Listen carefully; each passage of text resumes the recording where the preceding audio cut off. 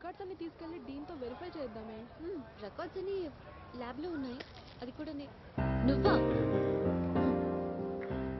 ఇప్పటి వరకు మన స్టేట్ లో అమ్మాయిల మీద అబ్బాయిలు యాసిడ్ పోయడం విన్నావే గానీ అబ్బాయిల మీద అమ్మాయిలు యాసిడ్ పోయడం ఎప్పుడైనా విన్నావా? ఓ 10 లీటర్ల యాసిడ్ తెచ్చి నీ నెత్తి మీద పోయాలనుందిరా. That's my feeling. What romantic feeling అండి. సిగ్గులేదు. నేను మీ వాడినండి. మీరు యాసిడే పోసుకుంటారో తలంబరాలే పోసుకుంటారో మీ ఇష్టం. ఆ చేతిలోదేంట్రా? తిరుమణాలు ఉన్నాయి. అమ్మ తినేద్దాం కన్నా అనవసర విషయాల్లో తల ఎక్కువ పెట్టేస్తారా మీరు? ఇది మీకోసం కాదు, ఈవిడి కోసం. వైషు గారు, నేను మిమ్మల్ని బాధ పెట్టాను. దానికి ప్రాయశ్చిత్తంగా మీరు ఆ జోడి ఈ జోడి ఇచ్చి నన్ను కొట్టేయచ్చు. ఈ పాపికి విముక్తి కలగాలంటే మీరు ఈ బొమ్మను స్వీకరించాలి. తీసుకోకపోతే మీ డాక్టర్ డిగ్రీ మీద ఒట్టే. చదువన్నా నేనన్నా పిచ్చి యాదవ్కి. Hello hello పలకడండి. వాడి పేరేంటి? Gautam. Hello Gautam.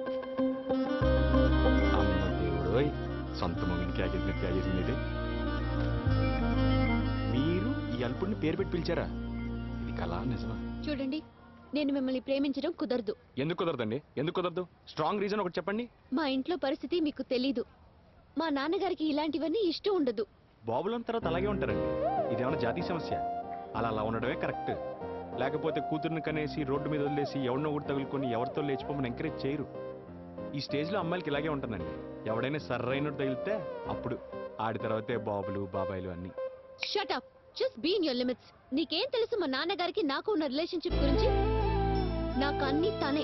He's got to me. ఆయన లేకుండా నాకు జీవితమే ఉండదు. ఇప్పుడు చెప్తున్నాను, పెళ్లి చేసుకున్నా ప్రేమించినా అన్ని ఆయన తర్వాతే. మీ నాన్నగారిని ఎంతలా ప్రేమిస్తున్నావు అంటే రేపు పెళ్ళైన తర్వాత నన్ను అంతగా ప్రేమిస్తావు. సెన్స్ లేదా? చెప్పింది విను. నన్ను వదిలే, బాగుపడతావు. బాగా ఇచ్చావే, వీడితో ఇలానే ఉండాలి. ఇదిగో వైషు, నిన్నే బాగుపడదామని నేను ప్రేమించాను. నా మాటను గుండెల్లో పెట్టి చూసుకుంటాను. 1, 2, 3 అన్న లోపు తిరిగిందనుకో, పాప గుండెల్లో మనం ఉన్నట్టే.